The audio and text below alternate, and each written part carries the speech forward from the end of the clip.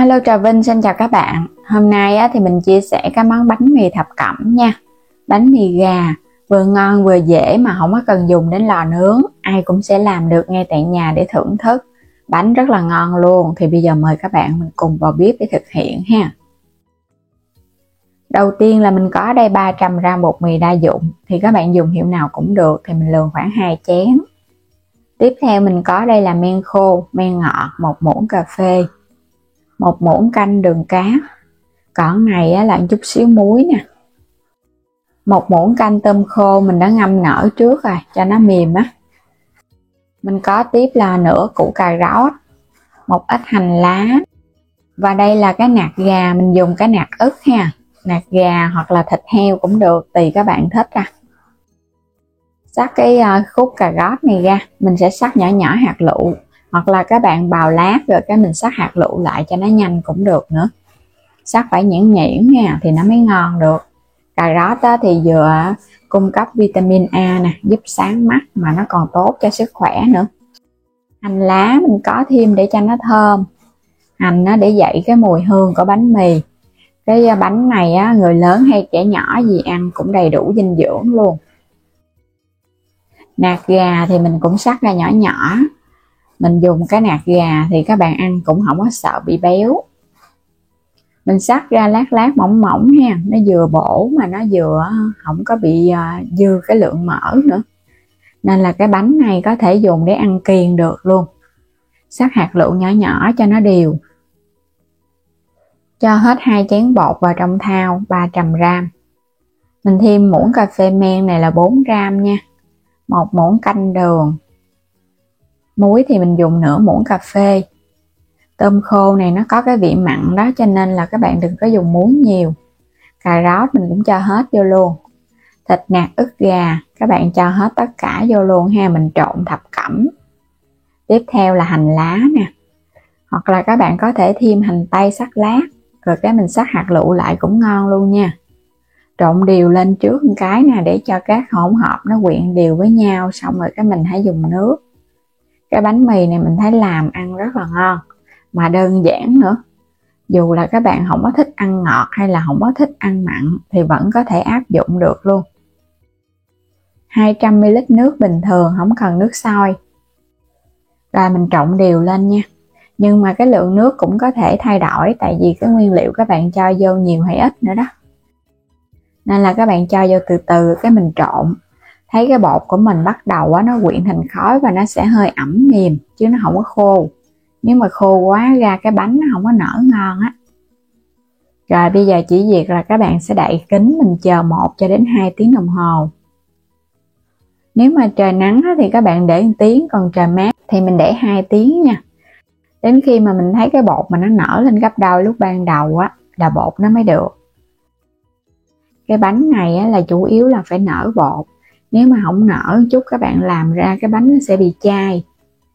Các bạn thoa vào trong tay một chút xíu dầu ăn nha, để cho nó đừng có bị dính. Mình thấy nó nở nó rất là nhiều để che xung quanh luôn nè. Mình sẽ lấy cái cục bột mình gập nó lại.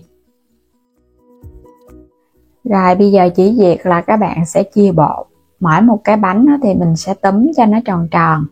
Cái phần bột mà mình ủ ra thì các bạn thấy nó sẽ hơi mềm vậy nè ha.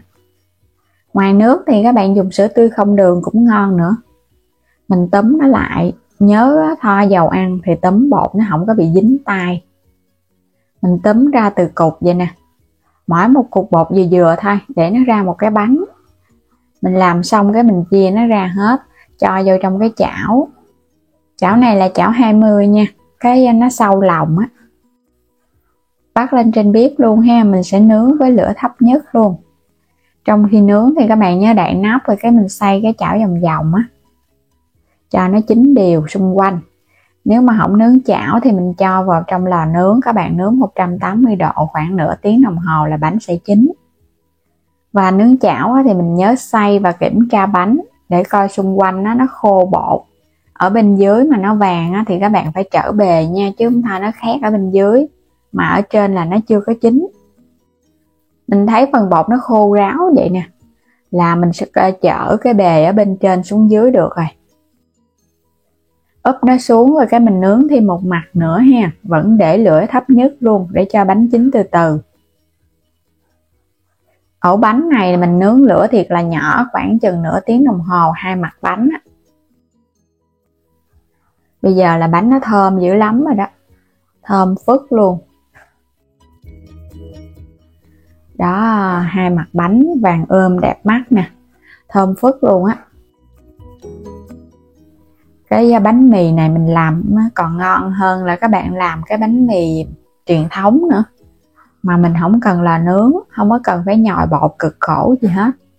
Chỉ cần mà mình ủ bột và mình làm ra cái bánh nó đã xốp ngon lắm mà, không cần bột nở luôn ha.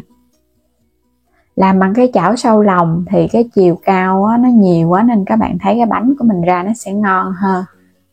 Còn các bạn làm cái chảo mà nó hơi cạn á thì ra cái bánh nó sẽ mỏng nha, nó không có chiều dày.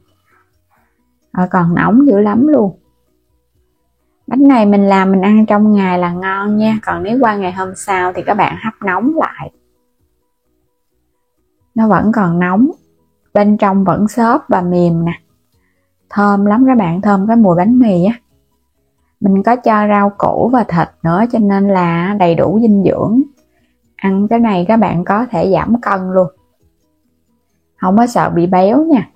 Tinh bột từ lúa mì kết hợp với nạc ức gà và thêm cà rốt tôm khô, nên là cái bánh của mình nó cũng không quá nhiều dầu,